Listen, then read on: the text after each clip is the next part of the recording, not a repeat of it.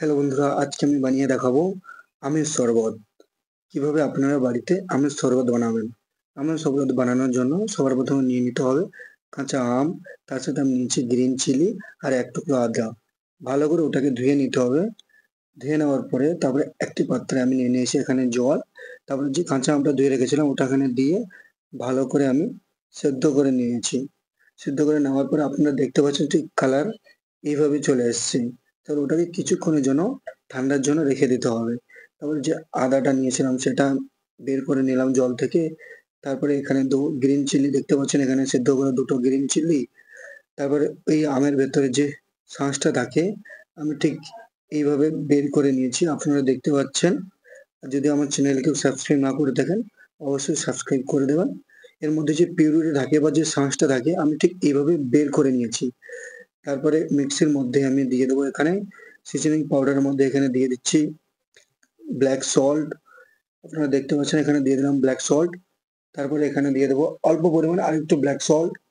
তারপরে এখানে দিয়ে দেবো রোস্টেড জিরা, মানে জিরা ভেজে রেখেছিলাম আগে থেকে, সেই জিরা পাউডার দিয়ে দিলাম। তারপরে এখানে দিলাম ব্ল্যাক পেপার পাউডার। তারপরে এখানে দিলাম আমচুর পাউডার।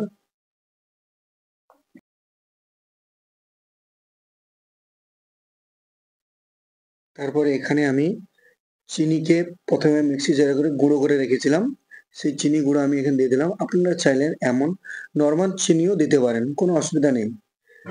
তারপরে এখানে আমি দিয়ে দেব যে যে আদাটা আমি বয়েল করে রেখেছিলাম, আদার টুকরো দিয়ে দেবো।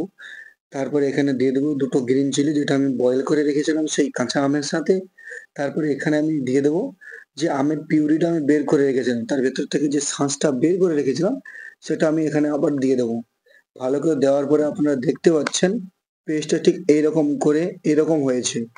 তারপরে আমি এখানে আইসের টুকরো নিয়েছিলাম, কারণ ঠান্ডা যেহেতু গরমের সময় তাই কাঁচা আমের শরবত বানাচ্ছি, ঠান্ডা না হলে হয়, তো ঠান্ডা করার জন্য এখানে আমি বরফ দিয়েছি। তারপরে এখানে আমি দিয়ে দেবো অল্প পরিমাণে একটু জল, কারণ এখানে পিউরিটা অনেক ঠিক ছিল তাই আমি এখানে পাতলা করার জন্য এখানে অল্প পরিমাণে জল দিয়ে দিয়েছি। তারপরে দেখতে পাচ্ছেন আমি এখানে অল্প পরিমাণে এটা হচ্ছে মিন্টকে অনেক ছোট ছোট করে কুচি কুচি করে কেটে রেখেছিলাম বা চপ করে রেখেছিলাম, কারণ যেহেতু আমের শরবত এখানে একটু মিন্ট ফ্লেভারের জন্য আমি মিন্টকে দিয়েছি। আপনারা চাইলেন মিন্ট নাও দিতে পারেন, এমনি এমন করে বাড়িতে বানিয়ে খেতে পারেন, খুব টেস্টি লাগবে খেতে। তারপরে এখানে আমি গ্লাসে আমি অল্প পরিমাণে একটু বরফের কুচি দিয়ে দিলাম।